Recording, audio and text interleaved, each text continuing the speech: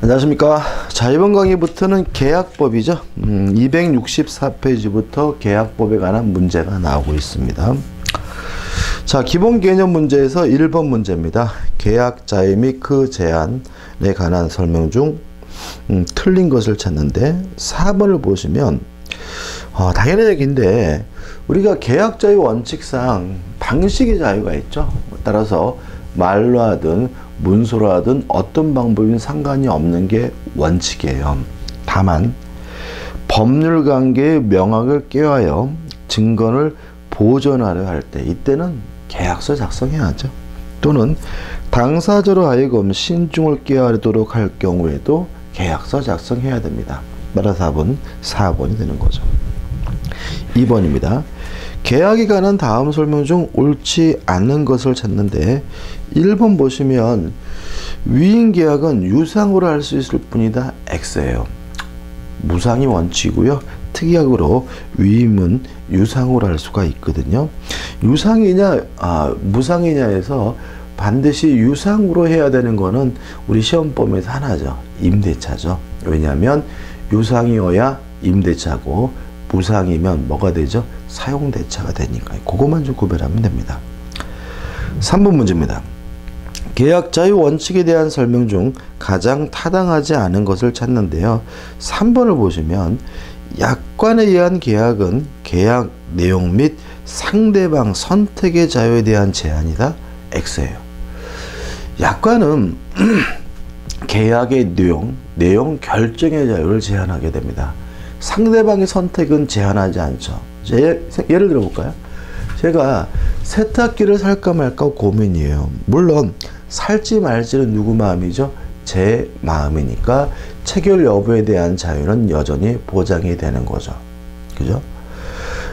LG 거를 살까 삼성 거 살까 고민이에요. 누구 마음이죠? 제 마음이니까 상대방 선택도의 자유도 보장이 되는 겁니다.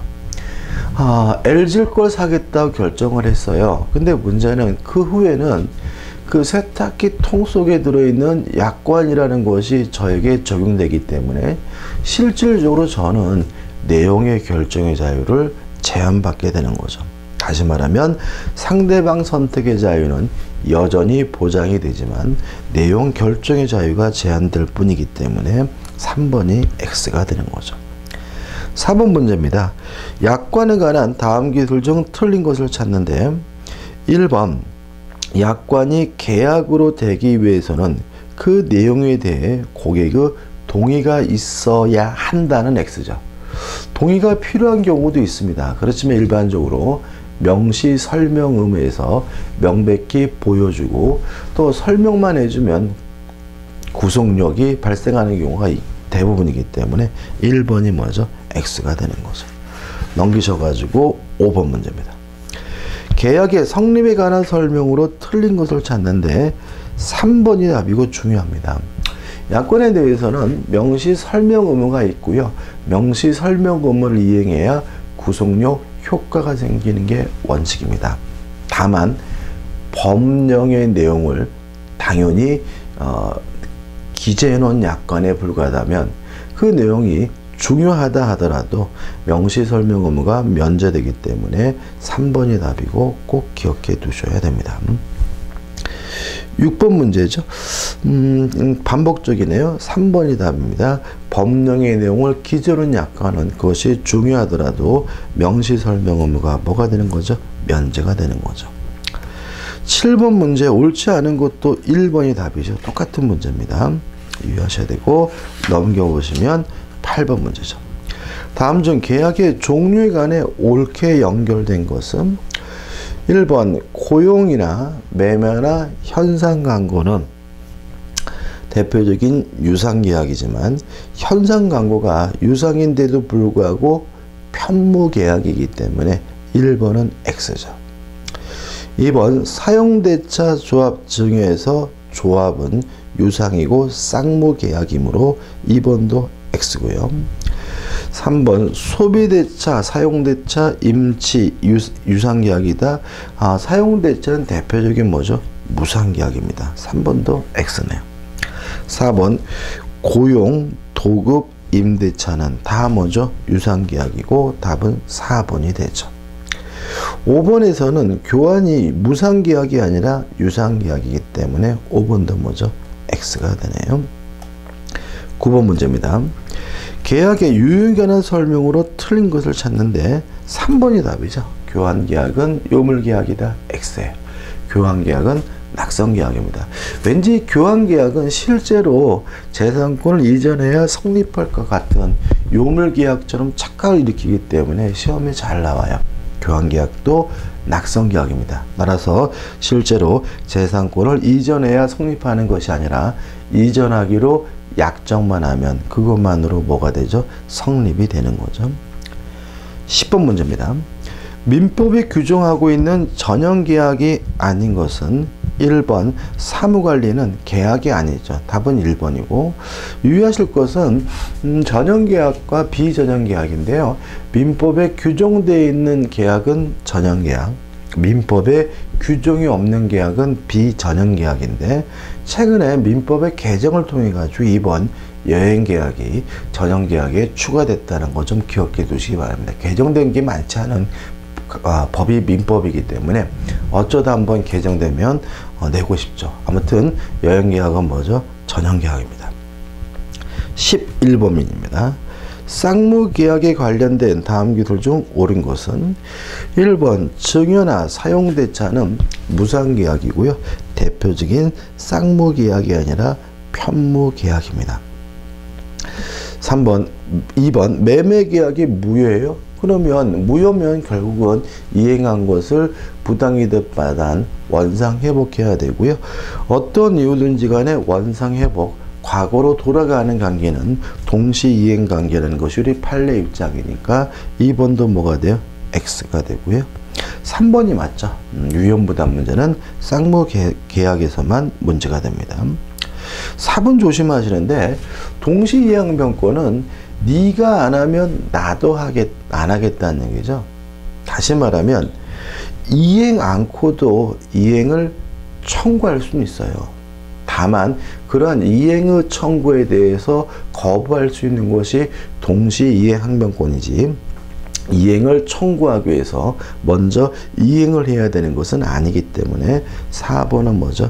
X가 되고 5번 네가 안 하면 나도 안 한다는 의미에서 동시이행변권은 일반적으로 쌍무계약에서 문제가 되기 때문에 5번도 X가 되는 거죠.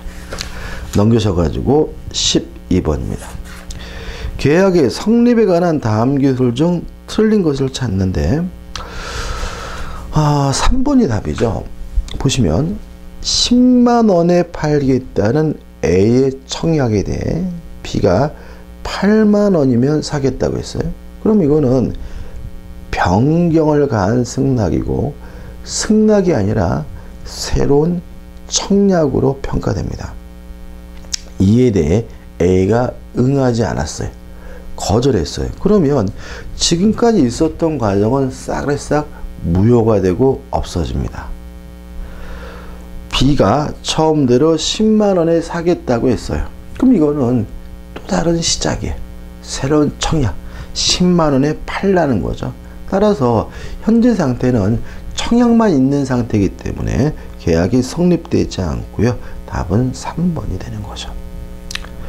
13번 문제입니다. 틀린 것을 찾는데 무의식적이든 의식적이든 불합의가 있으면 계약이 성립조차 되지 않습니다. 계약이 성립조차 되지 않으므로 착오 문제가 생길 수는 없기 때문에 1번이 답이 되는 거죠. 14번이죠. 4번 지금 보시면 청약에는 청약자와 그 상대방이 있어야 하므로 청약자는 반드시 명시되어야 한다. X입니다. 이 계약의 성립에서는 은근히 자동 판매기가 좀 중요한데 큰 길가에 커피 자동 판매기를 설치했어요. 청약인데 누구를 상대로 하는 거죠? 길거리를 지나다니는 사람들을. 따라서 청약의 상대방은 불특정 다수라도 상관이 없고요. 물론 커피를 뽑아 먹으려면 그 자판기를 설치한 그 자판기 주인에게 승낙을 하게 되는데 문제는 우리가 커피를 뽑아 먹기 위해서 그 자판기가 누가 설치했는지 알 필요는 없는 거고요. 그 자판기를 설치한 사람 이름이 자판기에 써 있어야 되는 것은 아닙니다. 따라서 청약자는 승낙의 상대방은 특정인이기만 하면 되고요. 명시될 필요는 없기 때문에 4번 해가지고 청약자는 반드시 명시되어야 한다는 지문은 X가 되는 거죠. 넘기셔가지고 15번이죠. 계약의 청약에 관한 설명 중 틀린 것을 찾는데 1번 청약은 상대방이 있는 의사표시므로 그 상대방은 특정되어 있어야 한다. X. 커피, 자판기를 생각하시면 불특정 다수에 대한 청약도 가능하고 유효하다는 사실을 이해하실 것이라고 믿습니다. 16번 문제입니다. 틀린 것을 찾는데 4번을 보시면 자, 이런 문제죠. 언제까지 승낙을 해야 계약이 성립되느냐? 승낙 기간이 정해져 있다면 그 기간 내에 승낙을 해야 계약이 성립됩니다. 만약에 승낙 기간이 정해져 있지 않다면 상당한 기간 내에 승낙을 하면 계약이 성립이 돼요. 따라서 4번 해가지고 즉각 승낙하지 않으면 계약을 성립시킬 수 없다는 지문은 X가 해야 되겠죠. 17번이죠. 청약에 관한 설명으로 타당한 것을 찾는데 1번은 X죠. 청약도 의사표시므로 상대방에게 도달된 후에는 임의적으로 뭐 하지 못해요? 철회하지 못하고요. 2번은 맞죠. 승낙자가 변경을 가하여 승낙을 했다면 이거는 새로운 청약이죠. 따라서 기존의 청약은 효력을 상실하기 때문에 2번이 맞는 지문이고 2번이 답이 되겠죠. 3번 X입니다. 변경을 가한 승낙은 새로운 청약이고 4번도 X죠. 조건을 붙인 성약도 새로운 청약이고요. 5번 연착된 승낙도 새로운 청약입니다. 따라서 청약자가 이를 새 청약으로 볼 수 없다는 지문은 X가 되겠죠. 답은 2번이네요. 18번이죠. 잘못된 것을 찾는 계약의 성립식인데 격지자 간의 계약이 성립되는 시점은 승낙을 발신한 때예요. 따라서 2번이 답이죠. 그럼 이렇게 되는 거죠. 승낙기간 내에 승낙이 도달돼야 계약이 성립돼요. 다만 그 시점은 도달한 때가 아니라 뭐죠? 발신한 때죠. 승낙기간이 정해져 있지 않다면 상당한 기간 내에 도달이 돼야 계약이 성립돼요. 다만 그 시점은 도달한 때가 아니라 뭐죠? 발신한 때입니다. 다시 말하면 승낙기간 내에 도달해야 또는 상당한 기간 내에 도달해야 계약이 성립되는데 그 성립되는 시점은 도달한 때가 아니라 발신한 때라는 거 잊지 마시기 바랍니다. 넘기셔가지고 19번입니다. 자, 옳지 않는 것을 찾는데요. 4번을 보시면 승낙은 특정의 청약에 대하여 행해지는 것이며 청약의 내용과 일치하여는 바 승낙자가 청약의 내용을 변경해서 승낙했어요. 그러면 계약은 성립되지 않았습니다. 다만 이 변경을 가한 승낙은 뭐로 보죠? 새로운 청약으로 보기 때문에 청약자가 이를 승낙하면 계약이 성립돼야 되기 때문에 4번이 X고 4번이 뭐죠? 옳지 않은 지문이 되겠네요.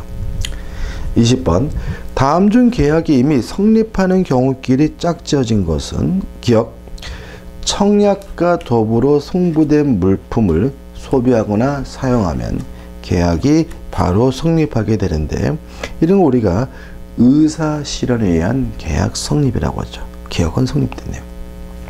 미음번 민사매매에서 청약자가 단순히 회답이 없으면 승낙한 것을 본다고 통지.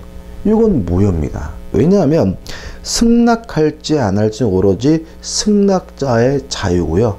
청약자가 그것을 강제할 수는 없기 때문에 상대방이 이에 대하여 아무런 회답을 하지 않았더라도 계약이 성립되지는 않습니다. 디귿번 당연한 얘기죠. 정찰제 할인 매장에서 물건을 고르고 바구니에 집어넣었다 도로 가져다 놓았다면 당연히 계약이 성립되지 않고요. 리을번은 교차 청약에 의한 계약 성립이죠.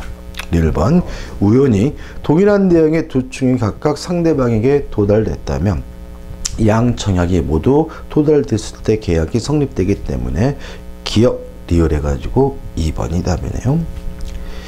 21번 틀린 걸 찾고 작년도 문제죠. 3번 보시면 계약의 본질적인 내용에 대하여 무의식적 불합의가 있어요. 그럼 불합의가 있다면 계약이 뭐조차 되지 않은 거죠? 성립조차 되지 않은 거니까 계약을 착오 등을 이유로 취소할 수는 없기 때문에 3번이 답이고 3번이 X고 3번이 답이죠.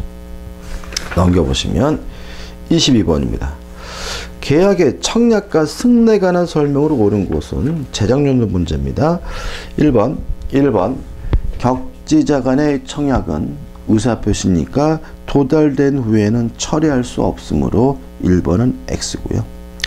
2번 커피 자판기입니다. 청약의 상대방은 불특정 다수에도 상관이 없기 때문에 2번은 뭐죠? X죠. 3번 청약도 의사표시죠. 따라서 일반 의사표시와 마찬가지로 발신 후 도달하기 전에 청약자인 표유자가 사망하거나 제한 능력자가 되더라도 아무런 영향을 미치지 않으므로 3번도 뭐가 돼요? X가 되고 4번 계약이 성립 시기는 도달한 때가 아니라 발신한 때죠. 답은 뭐죠? 5번입니다. 승낙 기간을 정하여 청약을 하였으나 청약자가 승낙의 통지를 그 기간 내에 받지 못했다면 청약은 원칙적으로 효력이 없어지고요. 아무리 상대방이 승낙하더라도 원칙적으로 계약이 성립되지 않으므로 옳은 것은 5번이 되네요. 23번이죠. 3번 문제인데 청약과 승낙은 각각 그 발송 시에 효력이 생긴다. X죠. 발송 시 효력이 생기는 발신주의를 취하는 것은 승낙만 그렇죠. 청약은 일반 의사표시와 마찬가지로 도달주의를 취하고 있으므로 3번은 뭐죠? X가 되는 거죠. 24번입니다. 계약 체결서인 과실책임이죠. 일단 계약 체결서인 과실책임은 뭐냐면 원시적 전부 불능이고 체결자가 원시적 전부 불능에 대해서 이미 알았거나 알 수 있었고요. 상대방이 선의고 무과실이라면 원시적 전부 불능인데도 불구하고 체결자는 상대방에게 책임을 져야 되는데 이러한 책임 우리가 계약 체결사의 과실 책임이라고 합니다. 내용은 신뢰 이익을 배상하되 이행이익을 초과할 수가 없어요. 여기서 주의하실 점은 뭐냐면 우리의 판례 민법은 지금 제가 말씀드린 것처럼 원시적 전부 불능인 경우에만 계약 체결상의 과실 책임을 인정한다는 거죠. 따라 특히 5번 같이 계약 교섭의 부당 파기의 경우는 우리 판례는 불법 행위를 원인으로는 손해배상을 청구할 수는 있지만 계약 체결상의 과실 책임은 물을 수가 없다는 것이 우리 판례 입장이기 때문에 5번이 답이 되는 거죠. 넘겨보시면 심화 사례 문제입니다. 1번 2006년 10월 23일 갑은 을에게 X 건물을 1억 원에 팔겠다고 이메일로 청약하면서 10월 27일 18시까지 매수 여부를 알려달라고 했으며 그 메일은 을에게 즉시 도달하였다. 다음 중 틀린 것은? 자, 이미 이 청약의 의사표시는 도달됐습니다. 도달된 후에는 의사표시는 처리할 수가 없기 때문에 답은 뭐죠? 2번이 되겠죠.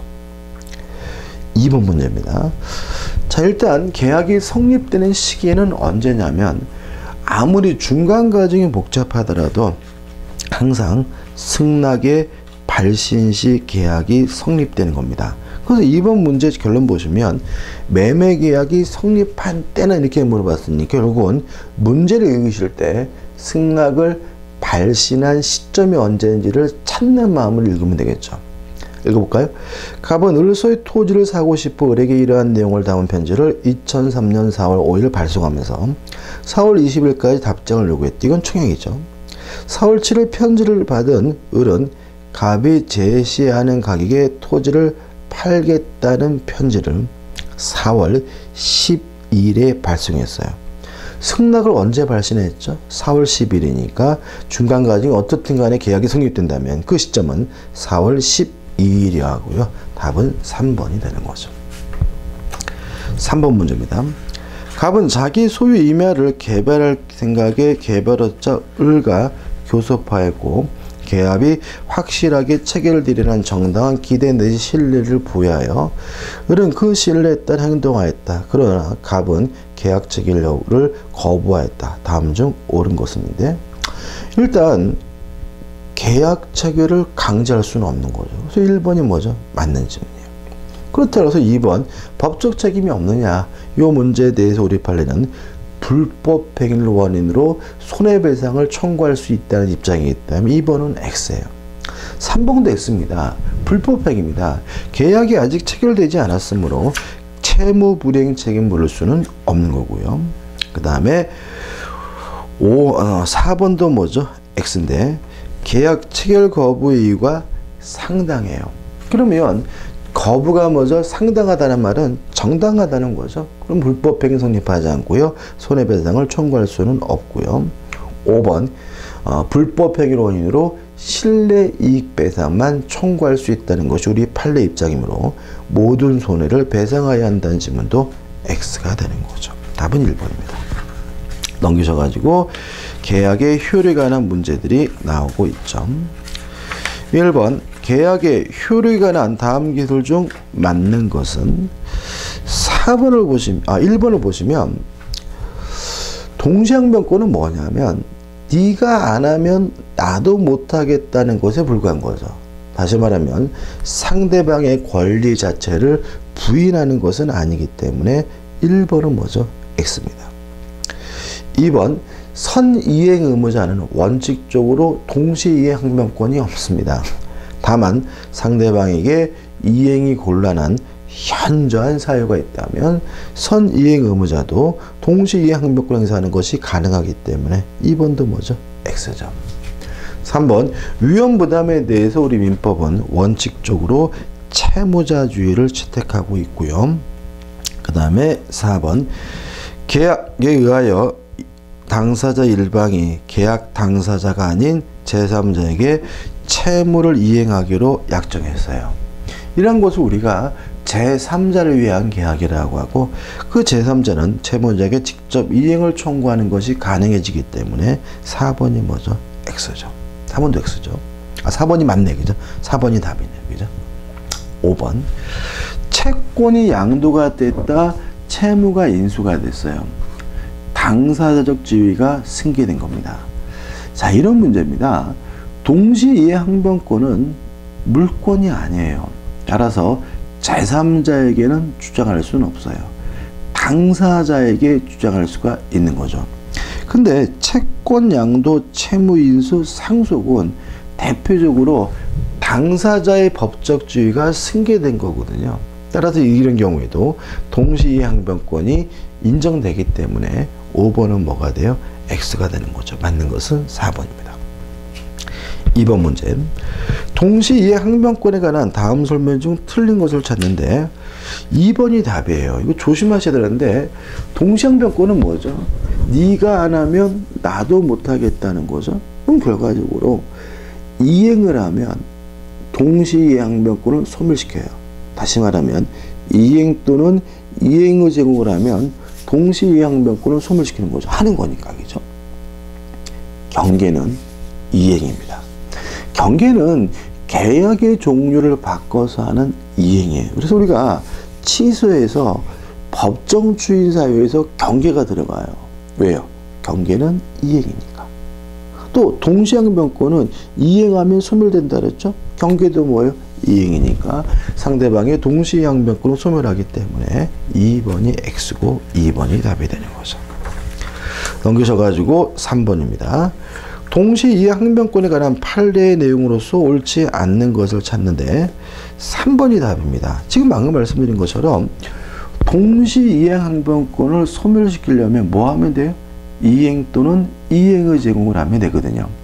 근데 유의하실 것은 우리 판례는 이러한 동시이행 항변권을 소멸시키기 위한 이행 또는 이행의 제공은 한 번 한 것만으로 부족하고요.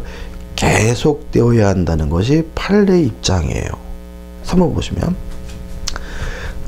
일방이 이행에 제공하였음에도 상대방이 이를 수령하지 않아 수령지체에 빠진 경우 그 일방이 자기 채무 이행을 다시 않고서 이행을 청구하면 상대방은 여전히 동시 이행 항변권 행사하는 것이 가능하니까 3번이 X입니다. 다시 말씀드리면 동시 이행 항변권을 소멸시키기 위한 이행 또는 이행의 제공은 어떻게 돼야 되죠? 계속되어야 합니다. 4번 문제입니다. 1번 동시 이행 항변권을 인정하는 경우에 해당되지 않는 경우